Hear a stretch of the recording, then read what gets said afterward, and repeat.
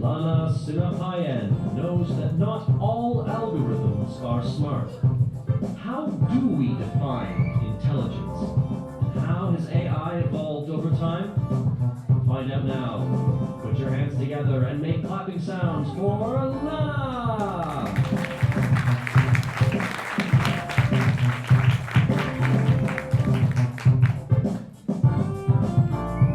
Thank you. So I'm Lana. I'm a student at this lab at the University of Tokyo where I study artificial life. But I did my master's at the University of Tohoku where I studied artificial intelligence. So while I'm saying this, I see some faces like, And I guess that what you are thinking is, well, maybe Lana is not completely stupid. And you make this judgment about my intelligence just based on these two carefully selected sentences that I just said. So we do this kind of judgment all the time about people. When you meet someone new and you discuss with them for a few minutes, you make a judgment about whether they are a genius or a dumb person or just someone normal like you and me. So why is it so hard when an AI scientist has to decide whether a machine is intelligent or not? I think it's a problem of definition. So in this talk, I will give you a brief overview of the definitions that existed or still exist in the field of AI. And the clicker is, okay. So one thing that you can think is that if you come to me and ask me lots of questions, and I can answer all of your questions, you will feel like I'm a kind of an intelligent person. So that can be a good starting point when you are trying to build an intelligent machine.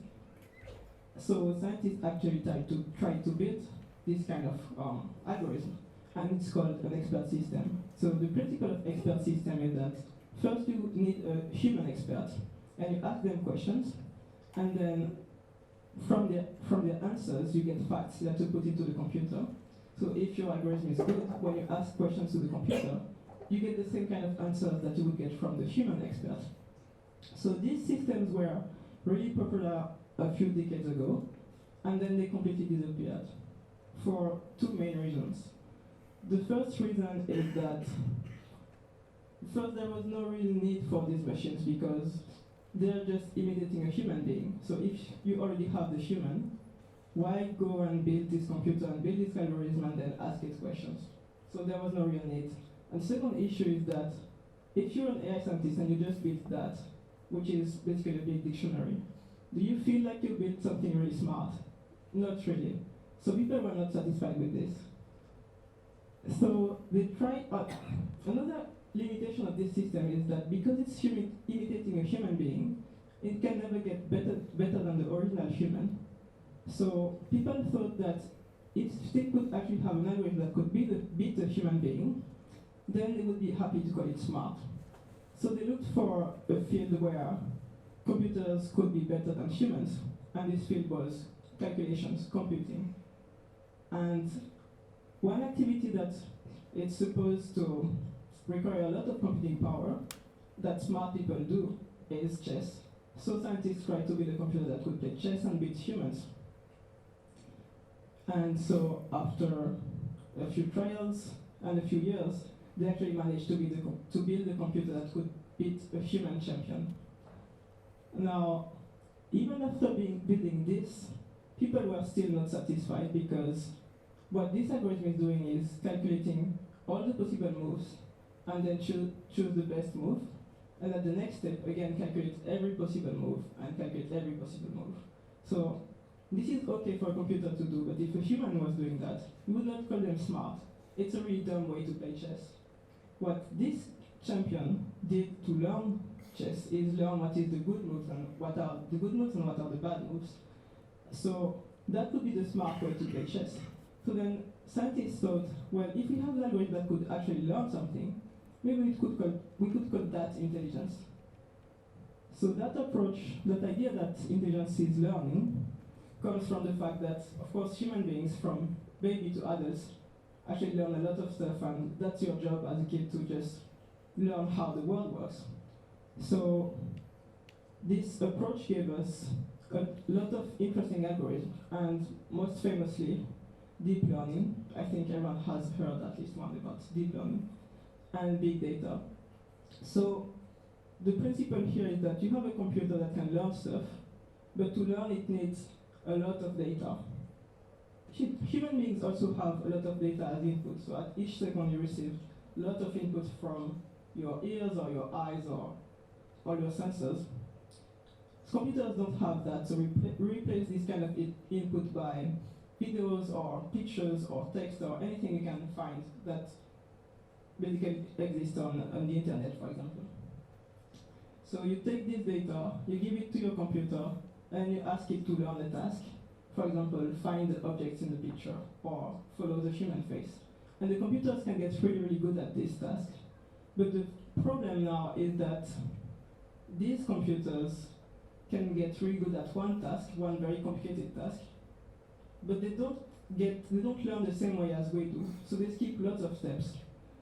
And the main problem with this is that they cannot learn basic stuff like common sense. They can learn very complicated stuff, but not very simple stuff. And we know that these algorithms don't have common sense because we can ask them questions and look at the answers and decide if the answer is really smart or really dumb. So here is an example. So this algorithm was not using deep learning, it was a different kind of algorithm, but I think it's representative of the field right now because this is the state of the art of chatting algorithm. So what happened here is that this AI passed the Turing test. It means that people were asked to chat with it, and then after a few minutes they were asked, do you think you are talking with a human being or with a computer?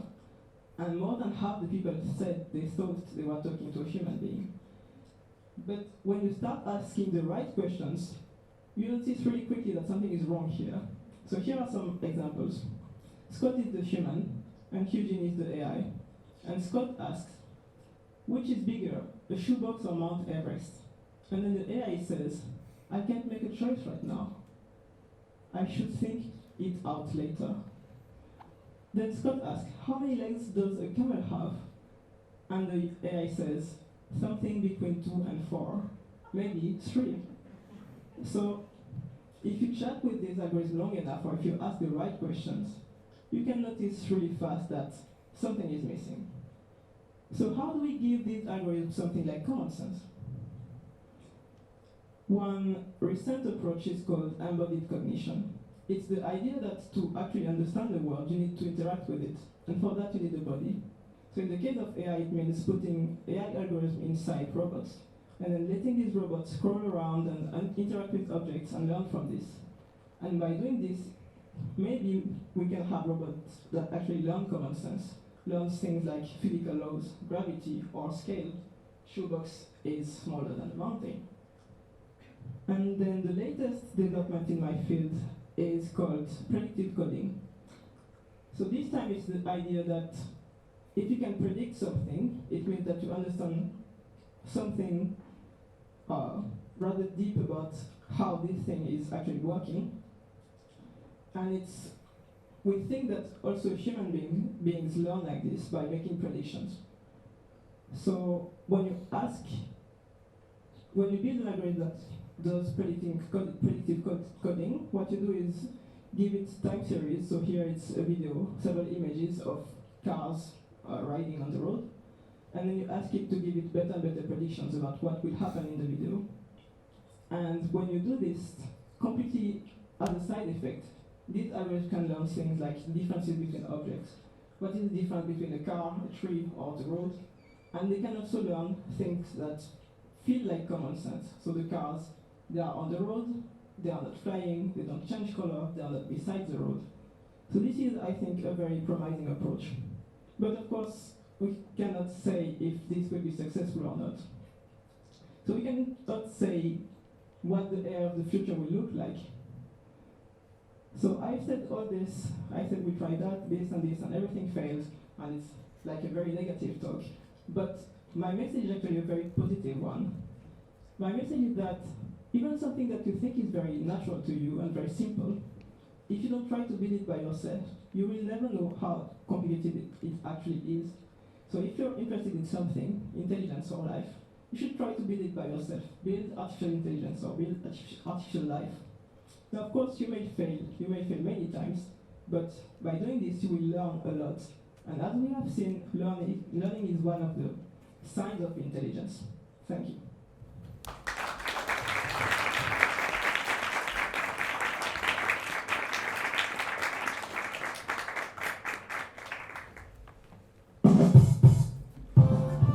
Our final performer of the day is Taran Nibakins. Clap your hands. Clap your hands for Taran Nibakins.